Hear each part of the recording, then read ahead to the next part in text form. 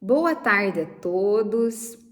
Hoje nós nos encontramos novamente reunidos para mais uma palestra, mas acredito que é mais um estudo, mais um bate-papo na noite de hoje, na tarde de hoje, através do programa Amélia Rodrigues, do Centro Espírita Messe de Amor, no projeto Jesus, Luz de Nossas Almas.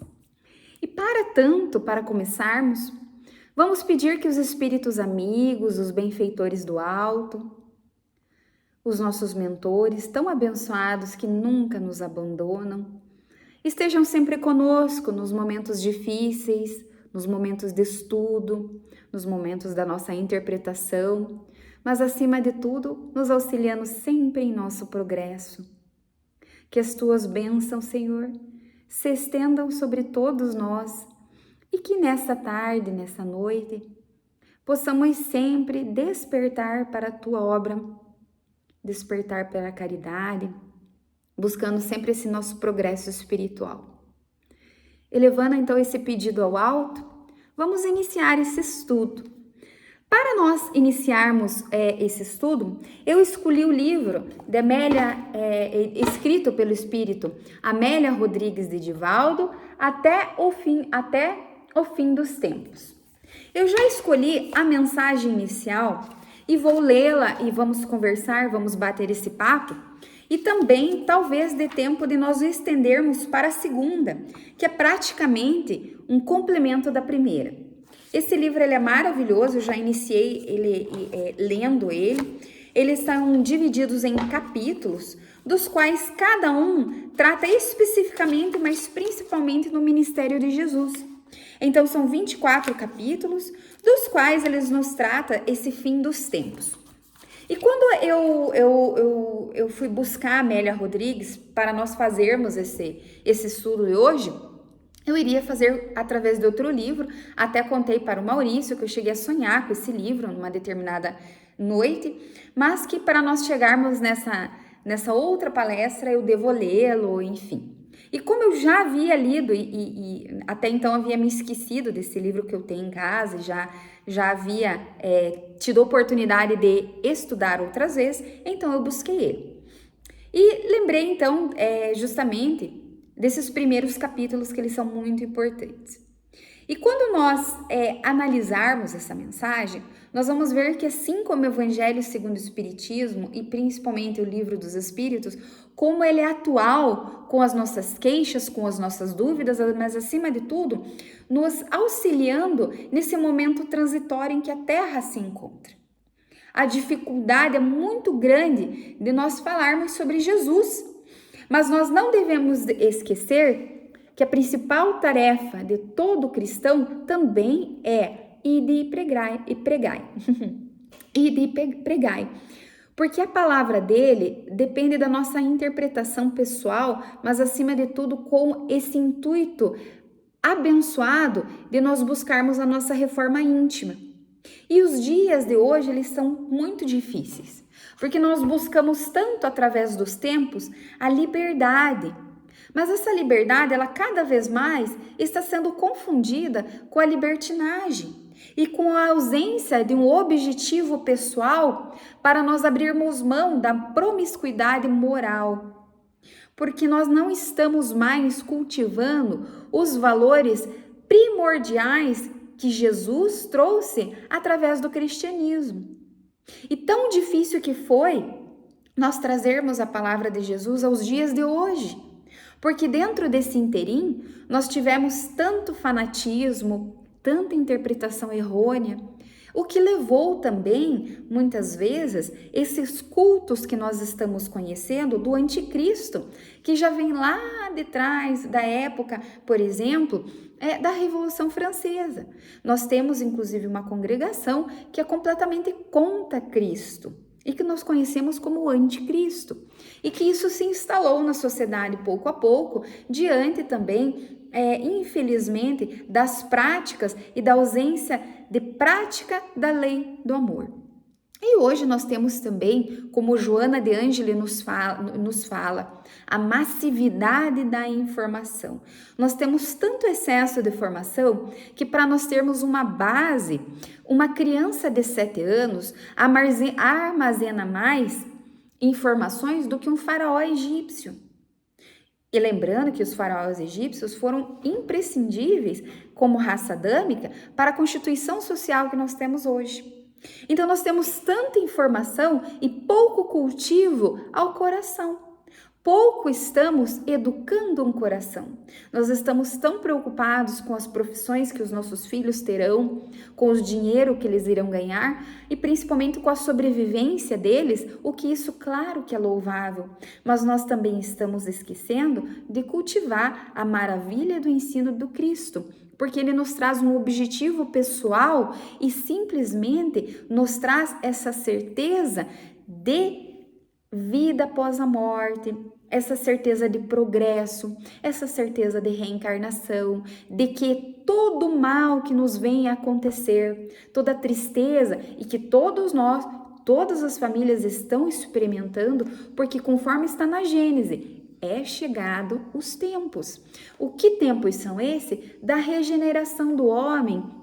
Para nós estarmos nesse momento transitório, é imprescindível nós entendermos essa reforma íntima e entendermos as necessidades das nossas provas e expiações como um momento natural de quitação de débito. Mas que, hora ou outra, nós entramos nessa dicotomia com Deus, de que Deus é mau, de que Deus não é bom, de onde já se viu passar por isso. E quem de nós não passou por esse momento?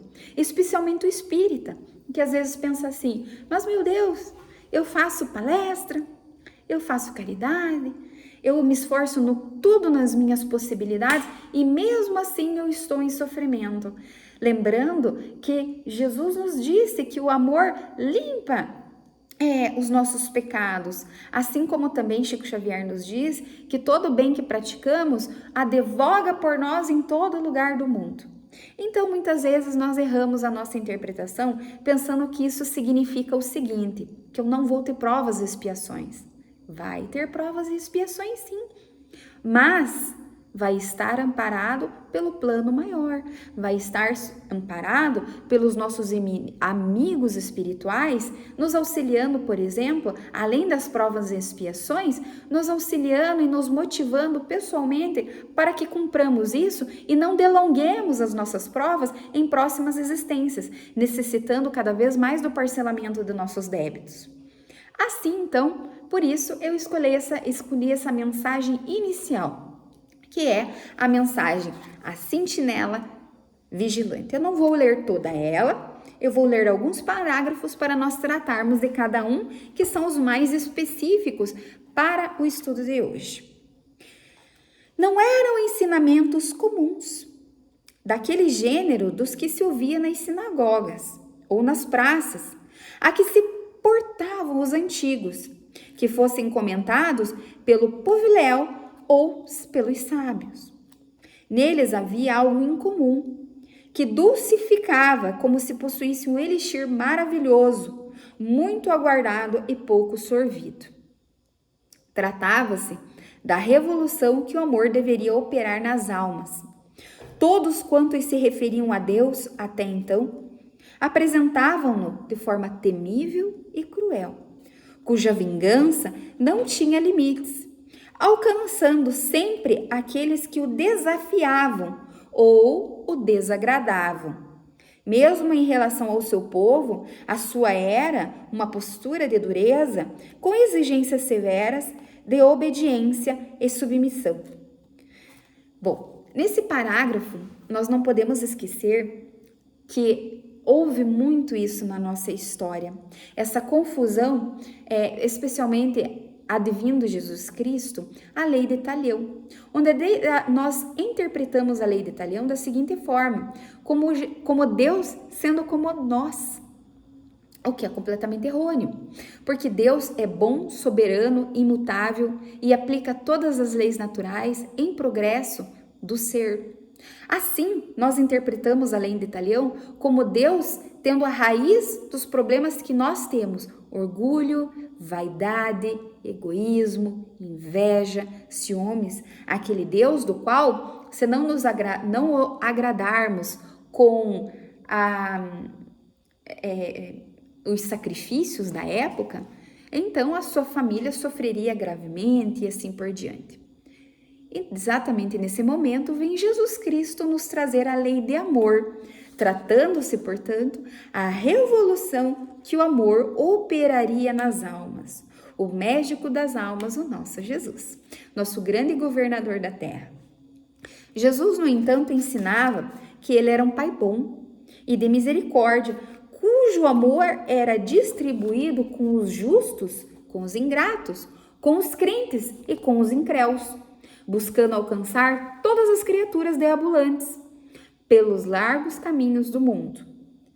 Naquele instante, a alma de Israel sofria os longos séculos de sujeição a outros povos guerreiros que os esmagaram mais de uma vez, deixando sulcos profundos de desconfiança e de amargura, ferindo-lhe orgulho. A religião transformara-se em um movimento político-social. Vejamos como isso também está acontecendo hoje, onde muitos tentam utilizar a palavra de Deus em benefício próprio. Ou seja, quando nós observamos o caminho do ser, como diz, vinde a mim, Senhor, e também nós não temos como não observar as obras de cada um. Como nós temos um momento hoje onde existe essa confusão política social através da religião. E que cabe a nós também termos o discernimento correto de justamente observarmos as obras de cada um. Assim, aconteceu exatamente nessa mesma época, no qual se destacavam os chefes das sinagogas, os ricos, os fariseus e todos quantos possuíam uma tendência para a discussão infindável quão inócuas. O povo vivia à margem desses acontecimentos, debatendo-se noutros problemas, tentando sobreviver às circunstâncias aziagas. Havia desemprego e fome. Os campos estavam ficando desertos, ao tempo que Jerusalém e as cidades de grande porte encontravam-se abarrotadas e desocupadas de aventureiros. Nesse clima social de intriga, fomentando tragédias, a insegurança total do povo fazia-se ameaçadora e o medo crescia assustadoramente, intimidando os mais simples. Grifo pessoal. Nesse clima social, a intriga fomentava a tragédia. A insegurança fazia-se ameaçadora e o medo crescia assustadoramente, intimidando os mais simples. Vejamos, como já diz a frase que nos cerca: aqueles que não conhecem a história estão fadados a sofrer com a história. Vejamos exatamente o que já aconteceu em vários ciclos, em várias eras da Terra, em vários momentos em que é necessário a dor para o progresso humano, porque a dor, ela nunca é punitiva, ela sempre é educativa. Nós acabamos de passar por um momento de pandemia onde foi muito necessário para a humanidade. A grande questão é se nós aprendemos com ela. Será que todos nós estamos cada vez mais sendo mais misericordiosos ou mais fanáticos? Nós estamos cada vez mais buscando a tragédia ou a concórdia entre os povos? O que nós aprendemos com a pandemia? E o que cabe a nós passarmos para as outras gerações que há de virão após nós em relação a esses tempos, porque os tempos são chegados. Nós temos essa verdadeira obrigação moral de nós buscarmos o quê? A concórdia entre os povos, a caridade, não fomentar mais ainda a tragédia, porque vejamos, a morte, ela é natural e inerente ao corpo. Nós estamos num momento onde nós estamos discutindo o básico e deixando novamente de discutir o essencial, que é o essencial da alma. Nós devemos preparar cada vez mais a nossa alma com esse objetivo moral de progresso, a fim de que nós de uma vez por todas, superemos essa promiscuidade moral em que os tempos nos apresentam. Nós devemos ter cada vez mais esse senso coletivo de misericórdia, de gentileza, de empatia e que pouco a pouco, com certeza, vamos colher esses frutos no futuro. Dando sequência, ele nos fala o seguinte: a fé madorrenta continuava no comércio ilegal de aves e animais para serem abatidos, ofertórios absurdos para a liberação de pecados, enquanto outras exigências descabidas amarfanhavam-se à convicção dos indivíduos, que lhes submetiam ao temor, sem significativa vinculação com o Senhor. Vejamos, se nós formos pensar nas religiões primitivas, antes mesmo do cristianismo, até mesmo com as raças adâmicas, era muito comum o sacrifício de animais, o sacrifício de pessoas. E quanto mais primitivo eram os povos, mais natural se dava o sacrifício de pessoas, que hoje, ao longo dos anos, ao longo das eras, é claro que a gente já superou isso. Inclusive, há pouco tempo, há 100 anos atrás, o normal era o duelo para lavar a honra da família. Hoje isso já não é mais possível. Inclusive, se nós matarmos, nós ao menos deveríamos, então, nos reeducar através do cárcere. Mas, infelizmente, nós também estamos observando que cada vez mais está difícil nós termos esse senso de justiça, não é? A diferença das classes sociais estigmatizava os pobres e sofredores, expulsando do convívio das cidades os enfermos de toda a ordem. A diferença das classes sociais estigmatizava os pobres e sofredores, expulsando do convívio das cidades os enfermos de toda a ordem, alguns dos quais considerados condenados por Deus, que tinham seus nomes retirados dos rolos dos vivos. Periodicamente, nesse caldo de cultura mesclado com as superstições dos povos vizinhos, surgiam profetas e messias aventureiros, que não possuíam as mínimas credenciais para conduzir as massas antes à exploração com a impiedade. Bom, olha que interessante esse parágrafo também, como ele é atual para nós. Trata-se da época de Jesus, mas como foi normal na época da pandemia, nós rechaçarmos qualquer pessoa com sintoma do Covid, ao invés de nós auxiliarmos. Inclusive, se nós formos pensar assim, como é que a sociedade no globo, no total, se comportou em relação aos enfermos? Utilizamos isso de manobras para inclusive trazer tragédias e temor, ao invés de auxiliar, de amparar, de buscar no fato de realmente passarmos isso como uma sociedade sólida, benfeitora, que dissemina acima de tudo a concórdia. Pelo que nós observamos, foi exatamente o contrário. Fechamos nossas portas, nos enclausuramos em nossa casa, deixamos de fazer a caridade àquelas famílias, tantas que passaram necessidade financeira, para que nós não fôssemos contaminados. E aqueles contaminados que deveriam, então, de forma alguma, terem ajuda, terem auxílio, tinham que ficar enclausurados em suas casas. É claro que a história no futuro vai mostrar o quão certo ou quão errado isso ou foi, mas naturalmente, conforme nós falamos, aqueles que conhecem história aqueles que não conhecem história estão fadados a, infelizmente, sofrer com ela. Dessa forma, esperamos que dias melhores sempre venham e que naturalmente, através dessa mudança de pensamento, essa transição planetária, nós possamos então entender cada vez mais a lei de amor, a lei de solidariedade, a lei acima de tudo de sociedade, que é empregar todas as leis naturais do Pai Maior.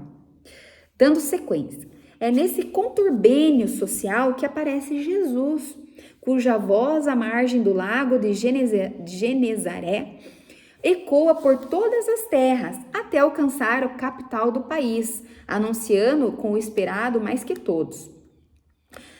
Eu vou pular alguns capítulos aqui que ele nos dizem, alguns parágrafos, porque ele basicamente fala sobre a região, o relevo. Então, naturalmente, já traz Jesus aqui, que unindo as ações ao conteúdo das palavras, o seu amor, a sua compaixão diluía as dores, liberavam das amarras do sofrimento e alteravam o estado orgânico dos enfermos.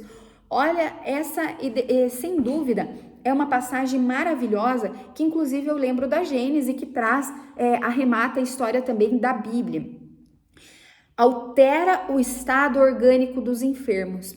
Em determinada passagem da Bíblia e também em determinada passagem aqui da Gênesis, ele nos traz a história da mulher que tinha mais de 40 ciclos menstruais infindáveis, ela não parava com os seus ciclos. E naquele profundo desespero, eram 15 anos. 15 anos que ela já não parava os seus sangramentos. Então, ela dentro daquela multidão em que Jesus estava passando, aquela mulher desesperadamente tem aquela certeza dentro dela que se ela tocasse Jesus Cristo, ela seria curada. E o que acontece? Essa mulher entra no meio dessa multidão, se joga próximo de Jesus, mas ela apenas consegue tocar a túnica de Jesus Cristo lá na pontinha. Então Jesus Cristo dá aquela versão dos fatos dele, onde ele fala: quem me tocou? Então João até o diz: nossa, Jesus, vários vos tocaram. Ele: não. Quem me tocou? Onde está a mulher que me tocou? Então ele enxerga, identifica a mulher lá na multidão que já tinha ficado para trás, olha diretamente em seus olhos e diz: a tua fé te curou. E quando ele fala nesse toque, esse toque nós podemos entender também como é a expansão do perispírito de Jesus Cristo, a expansão da fé perispíritica daquela mulher, com aquele toque, anelado a simpatia, amor e vontade de cura daquela mulher, essa cura chega a ela e de fato ela é curada e de fato ela melhora desses ciclos menstruais que já atormentavam há mais de 15 anos. Então, aqui está justamente também a explicação. O estado orgânico dos enfermos, Jesus ele alterava somente pela passagem que ele fazia nas cidades. Inclusive, nós temos aqui relatos em que Jesus chegava nas cidades, até mesmo a natureza dava uma certa trégua. Aquela tempestade, aqueles excessos de calor, ficava mais ameno com a chegada de Jesus Cristo. Porque nós imaginemos, na verdade, nós não temos condições de imaginar o tamanho do campo e a frequência positiva e abençoada de Jesus Cristo, dado que Jesus Cristo, que fez a nossa terra, a auxiliar Deus em toda essa congregação, em todos esses detalhes. Inclusive, nós temos Jesus Cristo como o principal governador nosso, perdão, eu coloquei de forma errada, Jesus Cristo trazendo então na terra a matéria ponderada, para que então pudéssemos ser o que somos, termos o relevo que temos, apaziguando e diminuindo a temperatura da terra. Então tudo isso nos traz Jesus nesse momento. Para nós termos tentarmos ter esse entendimento do tamanho que era o campo de frequência de Jesus Cristo, o tamanho de luz e estado orgânico que ele tinha para transferir isso para o próximo, o tamanho da mediunidade, que nós não temos nem condições de ter essa interpretação. Podemos até, inclusive, trazer o livro Urânia. Nesse momento, é muito interessante, porque em dada situação, Camille Flammarion nos fala que ele observa um determinado planeta onde os seres têm 28 tipos de sentido, o que é inimaginável para nós. Então imaginemos, e não é ainda um ser puro, sendo que Jesus Cristo é um nefilim, é um puro. Então observamos isso. Dando sequência, ele nos fala o seguinte, que ele restituía naturalmente a saúde e a alegria de viver em todos quanto havia perdido o contato com a realidade, e de cujos corações a esperança fugiria. Então vejamos o tamanho da bênção que era ver Jesus, estar na cidade de Jesus, ver o que esse homem, o que esse Messias foi capaz de fazer nesses 33 anos que esteve na terra conosco. Era natural, portanto, que onde se apresentava, de imediato curiosos o cercavam. E aqueles que já o conheciam narravam seus estranhos e poderosos recursos, que a todos abençoava. Nós temos a multiplicação dos pães, nós temos a multiplicação dos peixes, nós temos ele caminhando sobre as águas, nós temos a sua ressurreição, que na verdade Maria Madalena foi a eleita a ver Jesus Cristo no além-túmulo, no pós-mortem, foi a eleita e mesmo assim, após esse fato, foi rechaçada por todos a depois a aplicar a sua benevolência com os leprosos, porque ela não foi aceita na sociedade. E se nós formos pensar, ao turno dos nossos tempos, a nossa sociedade, ela sempre exclui. Hoje nós temos, inclusive, a exclusão através da internet. Nós tivemos a exclusão através da igreja, onde, inclusive, nós tínhamos hospitais onde mandavam jovens que já não tinham a moral da época suficiente, então iam para essas prisões que se tratavam de hospitais. Então, a cada turno, nós temos essa situação de nós excluirmos aos outros. Então vamos tentar fazer isso, ao menos nós, cada um de nós, em nossos corações, de não praticar essas coisas. O seu nome, pouco a pouco, passou a ser respeitado e as suas palavras tornaram-se referenciais para o comportamento das pessoas.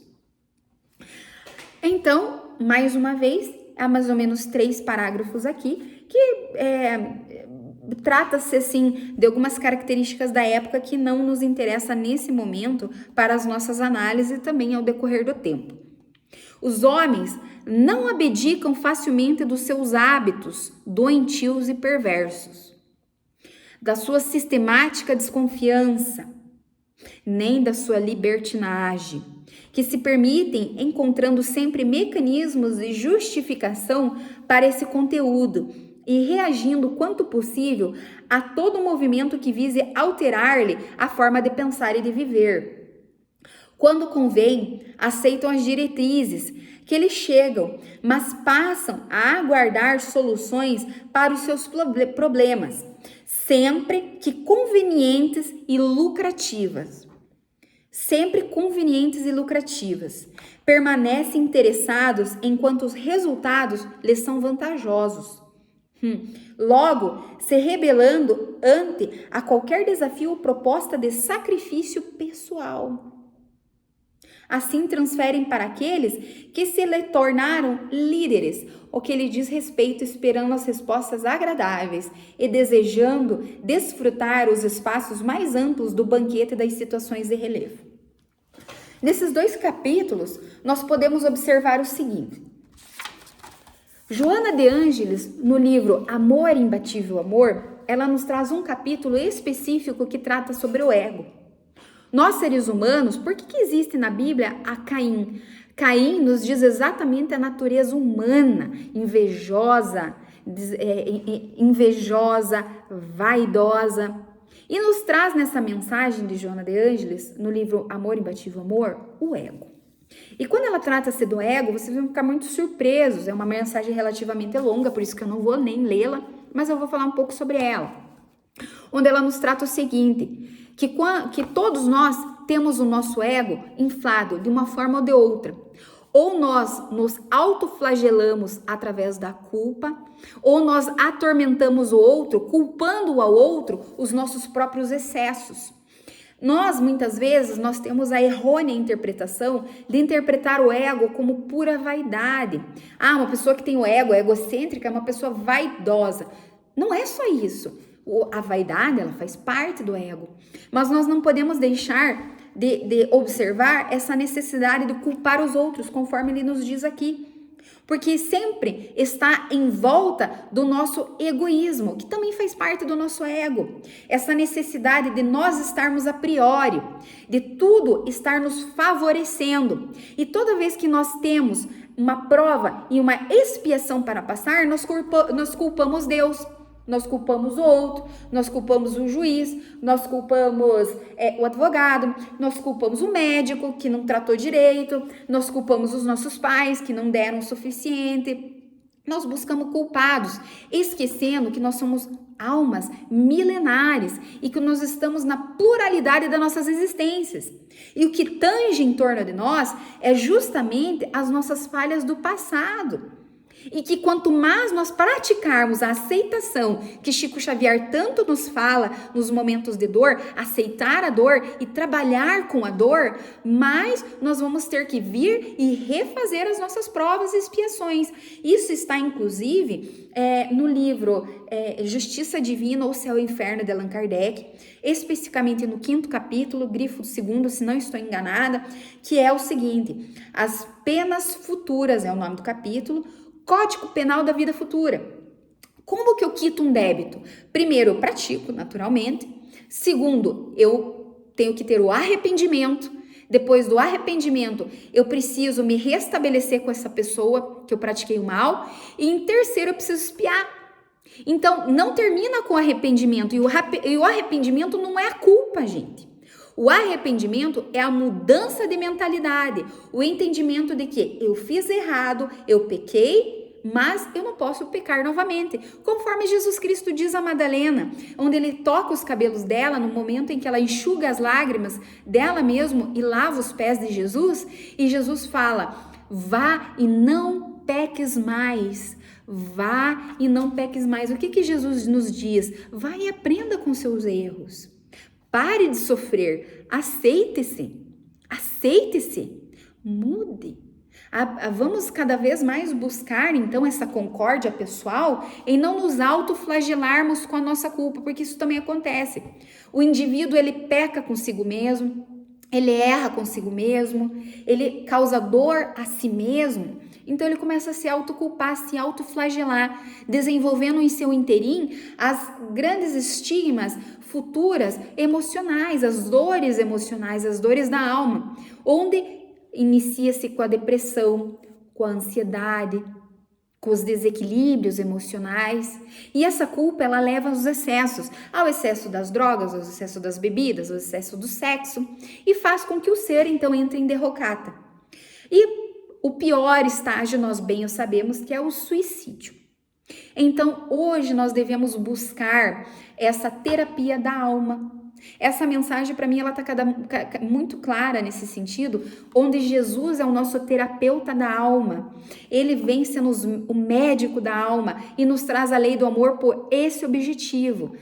A paz, a concórdia entre os povos, a nossa aceitação, o amor e a caridade. Dando sequência, ele nos diz o seguinte: por isso, não poucos se acercaram de Jesus, na expectativa de que ele deveria resolver as suas pendengas e cisâneas. Vejamos o que um jovem o fala: Senhor, Senhor, por favor, auxilia-me. Manda meu irmão dividir a herança do meu pai comigo. Vejamos. No item direito de propriedade ou roubo, item 880, nós temos qual que é o primeiro de todos os direitos naturais do homem? O de viver. O de viver. Esse é o primeiro direito do homem. Na sequência, ele nos diz o seguinte: o direito de propriedade é indefinido? Sem dúvida. Tudo que é adquirido legitimamente é uma propriedade. Todavia, como os dissemos, a legislação dos homens, sendo imperfeita, consagra frequentemente o direito de convenção à justiça natural que a reprova. Por isso, eles reformam suas leis à medida que o progresso se realiza e compreende melhor a sua justiça. O que parece perfeito num século será bárbaro no seguinte. E, de fato, nós temos uma determinada época onde as mulheres não tinham direito à herança, por exemplo. Só tinha direito à herança o filho varão. E nesse interim, Jesus explica, demonstra o sentimento dele da seguinte forma. Ele responde assim o menino, ao que ele respondeu com energia: quem de vós me elegeu juiz de vossas causas? Porque naquele momento, Jesus estava trazendo justamente a lei do amor, não a lei do materialismo. Não essa lei em questão de propriedade ou não. Naquele momento, ele estava trazendo a lei do amor, a necessidade de nos amarmos e nos perdoarmos.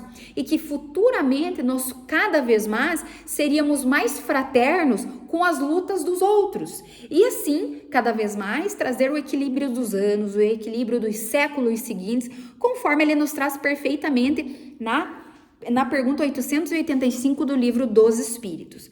Nesse momento, Jesus estava trazendo o amor e levando multidões para caminhar. E a preocupação daquele menino era o materialismo. E quantos de nós não temos exatamente essa preocupação hoje? Essa preocupação da divisão dos bens, dos espólios, sendo que, na verdade, nós estamos esquecendo a herança do coração. Na sequência, ele nos fala o seguinte: noutra ocasião, um jovem o ouvira e sensibilizara-se com seu discurso. Porém, o falou: eu gostaria de te seguir-te, mas antes devo enterrar o meu pai que morreu. E ele contestou de imediato: deixa os mortos o cuidado de enterrarem os seus mortos. Quanto a ti, busca primeiro o reino de Deus. É muito difícil para nós compreendermos isso, porque naquele instante Jesus estava passando na cidade. Nós temos inclusive o livro Há 2000 anos, onde Emmanuel nos fala a seguinte frase: quantos séculos são necessários para reconstituir um minuto? É exatamente o que aconteceu com esse jovem. Quantos séculos será ele cultivou a culpa de não ter seguido Jesus? Quantas provas e expiações que ele poderia não ter necessidade de passar apenas por ter se reformado caminhando com Jesus, porque aquele momento era único, aquele momento era necessário. Jesus não quis dizer abandone os seus mortos, mas que aquele momento era único para o refazimento da alma, porque é necessário nós buscarmos o reino de Deus. Na sequência, ele nos fala o seguinte, que ele constatou de imediato que um ensejo formoso, após dialogar com um jovem rico que ficaria fascinado, ele lhe declarou: gostaria muito de ir contigo, mas tendo uma corrida ao amanhecer, após a vitória eu estarei ao teu lado. Não precisamos nem discutir essa, né? Penetrando no futuro com aguda visão, ele retarguiu peremptório: vem agora, amanhã é tarde demais. A um doutor da lei que o experimentara, pusilânime e cínico, tentando iludi-lo e dissuadi-lo, interroga-o a respeito do que deveria fazer para entrar no reino dos céus. Ele ripostou narrando a parábola do bom samaritano e indicou, sem preâmbulos, o seguinte: vai tu e fazes o mesmo. O bom samaritano. Jesus será sempre o sentinela vigilante a serviço de Deus. Imperturbável, ele é um modelo sem igual para a autoiluminação da criatura, para o encontro consigo mesmo, para a luta contra o mal, que existe no ímo do ser humano, sem cujo concurso ninguém chegará ao Pai. Bom, queridos irmãos, então hoje foi esse, desculpe passar 7 minutos aproximadamente do tempo, eu sempre acabo passando bastante, me perdoem, não é o intuito, mas eu acho que são considerações que às vezes nós sozinhos não conseguimos ter. E quando nós temos a oportunidade de fazermos estudos, nós conseguimos ter às vezes uma interpretação um pouco melhor. Sempre fazer o Evangelho no Lar, vejam que coincidência, justamente eu faço com o meu marido o Evangelho no Lar na segunda-feira, e foi exatamente esse tema. E eu ainda não tinha escolhido a mensagem que nós falaríamos no dia de hoje, nessa quarta-feira do dia 13/4. Então, eu espero que vocês tenham gostado e quero desejar a todos uma excelente semana, um excelente feriado, um domingo maravilhoso para todos, em confraternização com as nossas famílias e que lembremos, acima de tudo, que nós estamos buscando o reino dos céus, que esse tem que ser o objetivo da nossa alma. Fiquem todos com Deus, um grande beijo e uma boa tarde, uma boa noite para todos. Até mais, tchau, tchau.